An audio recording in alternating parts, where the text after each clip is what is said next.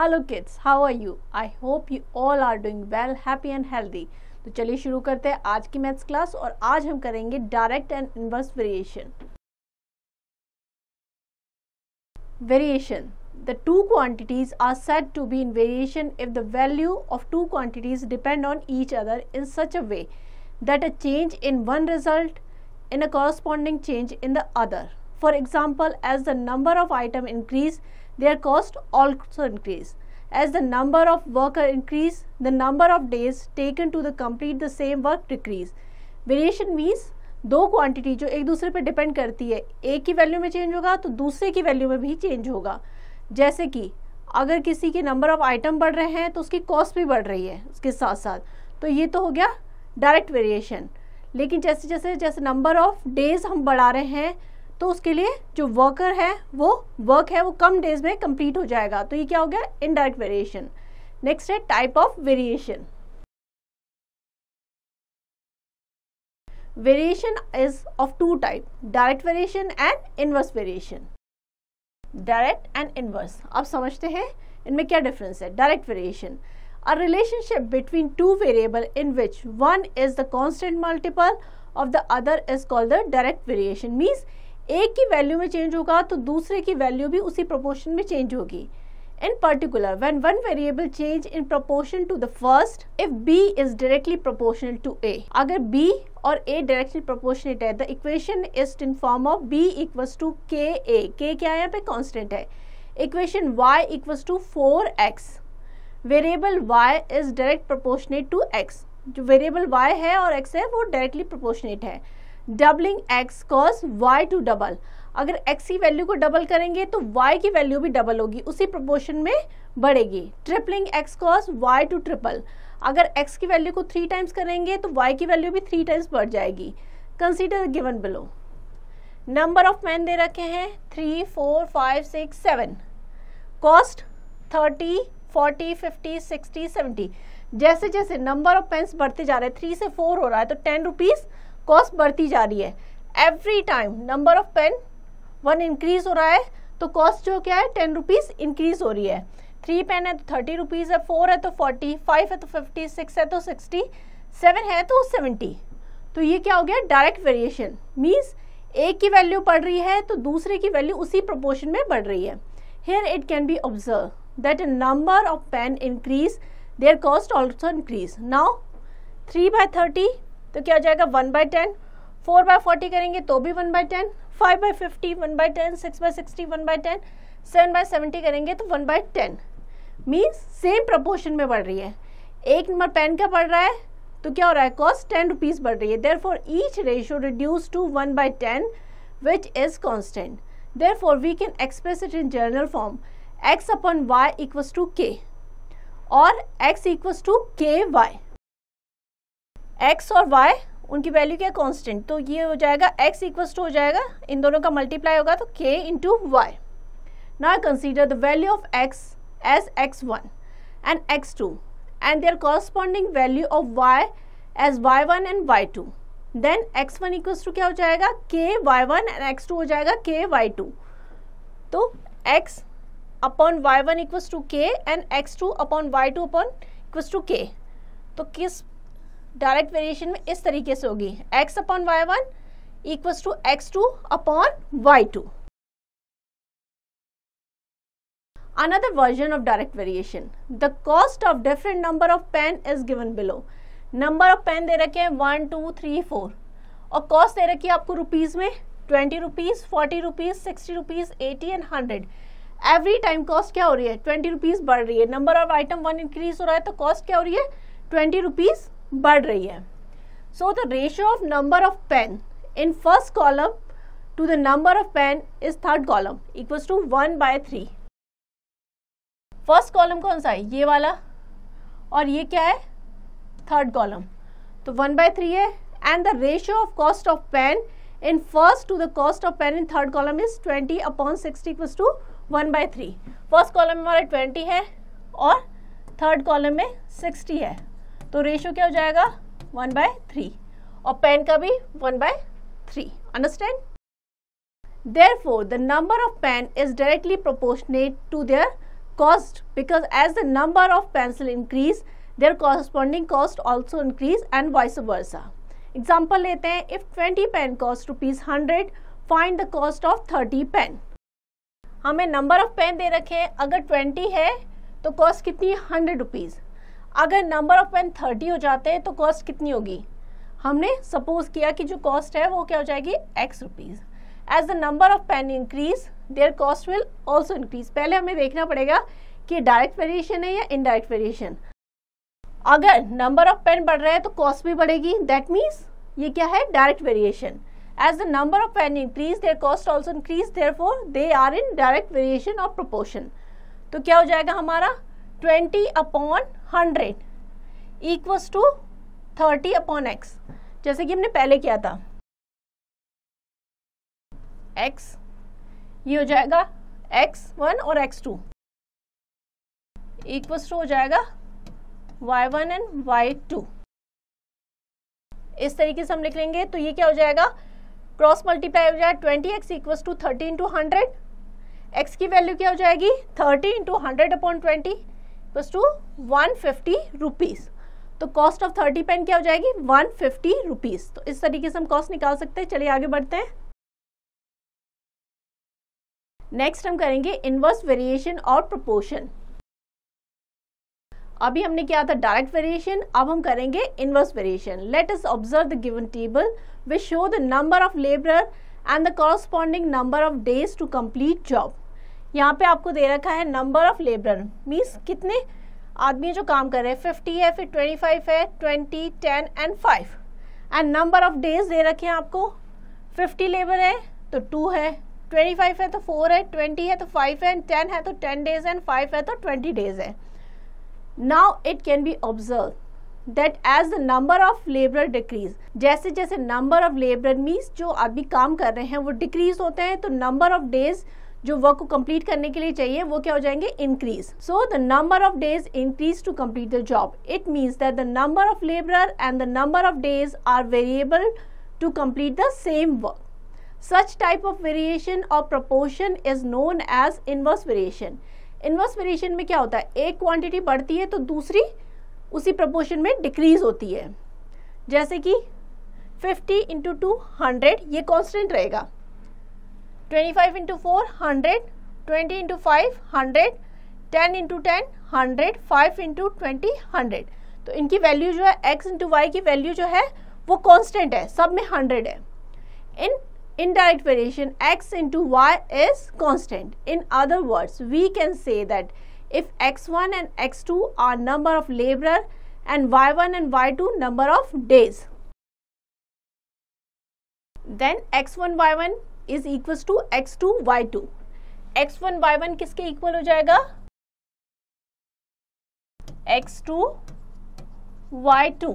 और we can write x1 upon y2 is equals to x2 upon y1. x2 upon y1. Therefore, it can be concluded that if the two quantities x and y vary so that their product xy remain constant, x and y vary inversely. अगर वो inversely है तो x और y की value क्या होगी? Constant होगी. And the variation is known as inverse variation. ऐसे वेरिएशन को क्या कहते हैं? Inverse variation. एग्जांपल लेते हैं. If x and y vary inversely, fill in the blanks. अब देखिए x और y क्या है? इनवर्स वेरिएशन में है. यहाँ पे x की वैल्यू 8 है, y की 10 है. नेक्स्ट हमें क्या दे रखा है? x की वैल्यू 2 है तो y की वैल्यू क्या होगी? Since x and y are inversely proportionate, so the product xy remain constant and is equals to 8 into 10 यानी कि 80 के इक्वल होगा. So first blank is filled by 80 divided by 2, 40 आ जाएगा. थर्ड में क्या हो जाएगा? 80 divided by 20 means 4. यहाँ पे आ जाएगा 80 divided by 5 कि 16. तो इस तरीके से टेबल हमारी कंप्लीट हो जाएगी. यहाँ पे 80 divided by 80 तो यहाँ पे 1 आ जाएगा. ये हमने टेबल कंप्लीट कर दी है. तो अगर इनवर्स वेरिएशन है तो x और y की वैल्यू क्या रहेगी? कांस्टेंट रहेगी. तो इस तरीके से हम कर सकते हैं. नेक्स्ट एग्जांपल लेते हैं. Example 7. If 28 men do a job in 23 days, how many men can do it in 7 days? यहाँ पे हमें क्या दे रखा है, number of man and number of days उसको कंप्लीट करने के लिए। अगर नंबर ऑफ मैन 28 है तो वो कितने दिन में कंप्लीट करते हैं, 23 डेज में। अब अगर वर्क 7 डेज में हो रहा है, मीन्स नंबर ऑफ डेज कम हो रहे हैं, तो क्या होगा, इसका मतलब है हमें नंबर ऑफ मैन बढ़ाने पड़ेंगे। तो ये क्या हो गया, इनवर्स वेरिएशन हो गया। हमने यहाँ पे कंसीडर कर लिया है कि नंबर ऑफ मैन x है। अब हम कैसे इसको फाइंड आउट करेंगे, here as the number of days is less therefore the number of men will be more to finish the job, therefore it is the case of inverse variation। सबसे पहले हमें question को देख के ये देखना है कि डायरेक्ट वेरिएशन है या इनडायरेक्ट वेरिएशन है, उसके बाद हम आगे प्रोसीड करेंगे। तो क्या हो जाएगा, x1y1 equals to x2y2, x1 की वैल्यू है 28, y1 की वैल्यू है 23 इक्वल्स टू x इंटू 7। तो x की वैल्यू क्या हो जाएगी, 28 इंटू 23 अपॉन 7, यानी ये आ गई 92 मैन। तो 7 डेज में वर्क को कंप्लीट करने के लिए कितने आदमी लगेंगे, 92। तो इस तरीके से हम वैल्यू फाइंड आउट कर लेंगे। चलिए आगे बढ़ते हैं। नेक्स्ट है, if 15 man can do a piece of work in 20 days, how many man can do it in 30 days. अगर 15 लोग किसी काम को 20 डेज में कर सकते हैं तो 30 डेज में काम करने के लिए कितने लोग लगेंगे। तो हम क्या करेंगे, ये इनडायरेक्ट वेरिएशन होगा, हमें number of man and number of days given है। नंबर ऑफ मैन है 15, तो लगते हैं 20 डेज, एंड अगर 30 डेज हैं तो x हो जाएगा, इनडायरेक्ट वेरिएशन है तो ये हमारा हो जाएगा 15 into 20 equals to x into 30। x की वैल्यू हो जाएगी 15 इंटू 20 डिवाइडेड बाय 30। 0 से 0 कट हो जाएगा, 3 5 यानी 10। तो x की वैल्यू क्या हो जाएगी हमारी, 10। नेक्स्ट एग्जाम्पल लेते हैं। 120 men had food provision for 200 days. After 5 days, 30 men left. How long will the remaining food last? 120 men हैं, उनके लिए 200 days का फूड है, लेकिन 5 दिन बाद क्या होता है, 30 आदमी छोड़ के चले जाते हैं। How long, कितने दिन तक वो फूड जो है वो चलेगा। Since 30 men left, so the remaining food will last for 195 days for 120 men. But the number become 120 minus 30, क्योंकि 30 लोग छोड़ के चले गए तो नंबर क्या हो गया, 120 minus 30 means 90. Therefore the food will last more than 195 days. Therefore they will vary inversely. Number of men क्या है, 120, number of days क्या है हमारे 195, क्योंकि 5 days के बाद हमने वो किया है। एंड कितने लोग, 30 लोग चले जाते हैं, तो हम क्या करेंगे, 120 में से 30 सब्ट्रैक्ट करेंगे, मीन्स 90, और हमें number of days find out करना है। इनवर्स वेरिएशन है तो y की वैल्यू क्या हो जाएगी, 120 मल्टीप्लाई बाय 195 डिवाइडेड बाय 90, तो यह आ जाएगा 260 डेज। अंडरस्टैंड। तो नंबर ऑफ डेज जितने के लिए फूड चलेगा वो क्या हो जाएंगे, 260। चलिए आगे बढ़ते हैं। नेक्स्ट एग्जाम्पल लेते हैं। Example 11, 125 soldier have provision for 20 days residing in a fort, but some soldiers are transferred to another so that the food lasts for 25 days. How many soldiers are transferred? हमें क्या दे रखा है, 125 soldiers के लिए 20 days का food है, लेकिन कुछ सोल्जर्स का ट्रांसफर हो जाता है तो जो फूड है वो 25 डेज के लिए हो जाता है। तो कितने सोल्जर्स है जिनका ट्रांसफर हुआ, हमने क्या, let the number of soldier left equals to x। Number of soldier 125 है, नंबर ऑफ डेज 20 है, यहाँ पे x हो जाएगा। अब देखिए ये क्या हो गया है, 25, नंबर ऑफ डेज बढ़ गए हैं, मीन्स नंबर ऑफ सोल्जर्स क्या हो जाएंगे, कम हो जाएंगे। इनवर्स वेरिएशन है तो x की वैल्यू क्या हो जाएगी, 125 multiply 20 divided by 25। x1 y1 equals to x2 y2। x1 की वैल्यू क्या है, 125 into 20 equals to x into 25, तो x की वैल्यू क्या हो जाएगी, 120 multiply by 125 multiply by 20 divided by 25 equals to 100। Number of soldiers transferred कितने हो जाएंगे, 125 में से 100 सब्ट्रैक्ट करेंगे तो ये हो जाएंगे 25। अंडरस्टैंड। चलिए आगे बढ़ते हैं। आगे ये एक्सरसाइज है, ये आपको खुद प्रैक्टिस करनी है। हम नेक्स्ट टॉपिक करेंगे, that is time and work. Let a piece of work can be finish in 6 days, कोई काम है जो 6 days में पूरा हो सकता है, then by the unitary method, unitary method आपको पता है जिसमें 1 का फाइंड आउट करते हैं, the work done in 1 day is equal to हो जाएगा 1/6. On the other hand, if the work done in 1 day is 1/6, the time taken to finish the work is 6 days. Next है rules to solve problem on time and work. If A can complete a piece of work in X days, the work done by A in 1 day हो जाएगा 1/x. If a work done by A is 1 day, तो 1/x is the time taken by A to finish the work in X days हो जाएगा. If A can finish a work in X days and B can do it in Y days, then A's 1 day का work क्या हो जाएगा 1/x of the whole work, जो पूरा काम है उसका A का पार्ट हो जाएगा 1/x and B's 1 day work हो जाएगा 1/y of whole work. If A and B work together to do the same work, अगर दोनों मिलके उस पूरे काम को करते हैं तो एक दिन का काम क्या हो जाएगा 1/x plus 1/y of whole work. Example से समझते हैं. Ravi and Rahul can polish a floor of building in 25 days.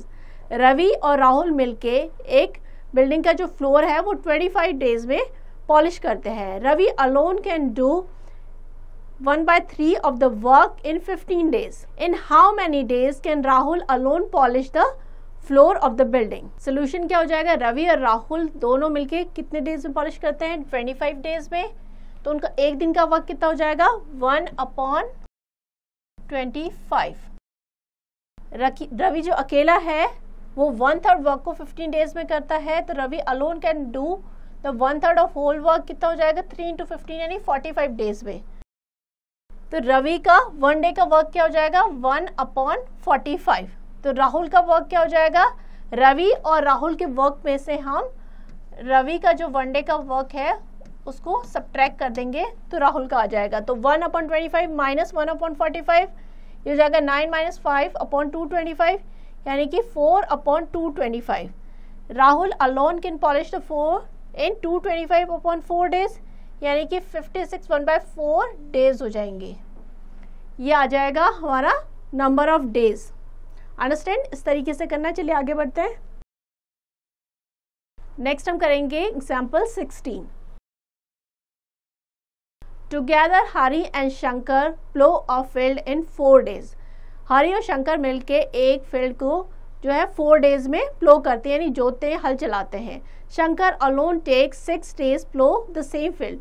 Shankar अगर अकेला करता है तो उसको 6 days लगते हैं. In how many days can Hari alone plough the field. Hari अकेला कितने दिन में करेगा. We have time taken by Hari and Shankar to plough the field together. दोनों मिलके करते हैं 4 days में और शंकर अकेला क्या करता है 6 days में. तो हरी और शंकर के 1 day का वर्क क्या हो जाएगा 1/4 और शंकर के अकेले का हो जाएगा 1/6. तो 1/4 में से 1/6 सब्ट्रैक्ट कर देंगे तो हरी का आ जाएगा. ये इन दोनों का वर्क था 1/4 माइनस 1/6 शंकर का 1 day का वर्क, तो ये हो जाएगा 3 - 2/12 इक्वल्स टू 1/12. नेक्स्ट एक्सरसाइज है. आई होप आपको ये चैप्टर अच्छे से समझ में आ गया होगा. ओनली आपको ये ध्यान रखना है कि आपका डायरेक्ट वेरिएशन है या इनवर्स वेरिएशन है. इस चीज़ को ध्यान रखते हुए आप इजीली क्वेश्चंस को सॉल्व कर सकते हैं.